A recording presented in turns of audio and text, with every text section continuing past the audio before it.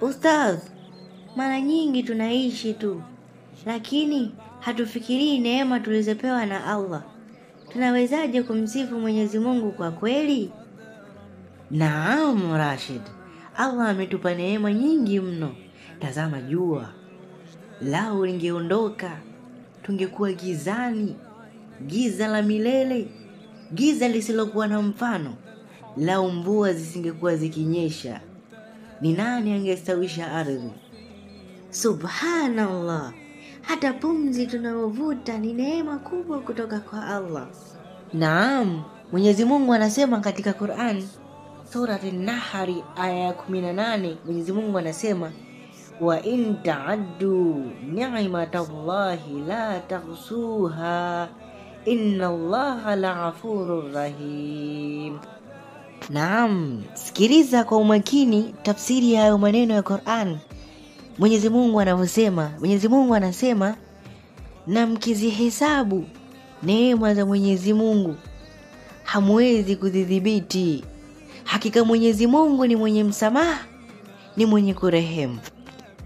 Angalia kijana Rashid, leo watu wamesahau kwamba Mwenyezi Mungu hivyo vitu alivyotupa tunatamba navyo, tunazulula navyo, tunajinadi navyo, ametupa Mwenyezi Mungu.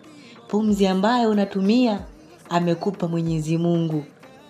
Leo nguvu ulizokuwa nazo amekupa Mwenyezi Mungu, lakini unashindwa kuswali, lakini unashindwa kumsifu Mwenyezi Mungu kwa kile ambacho amekuruzuku nacho.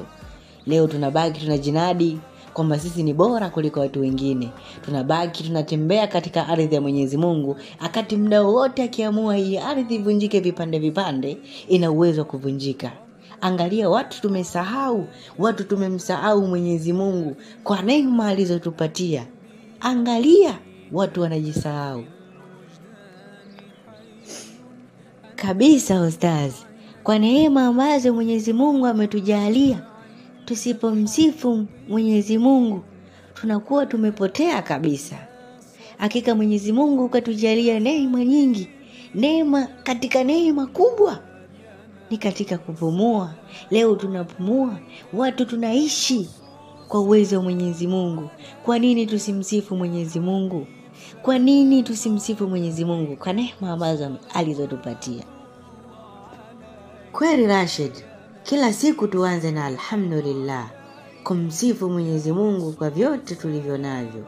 Bila neema zake maisha yangekuwa machungu sana. Ewe ndugu yangu anayetusikiliza, hivi ushawahi kufikiria neema kama pumzi na maji visingekuwepo katika hii dunia?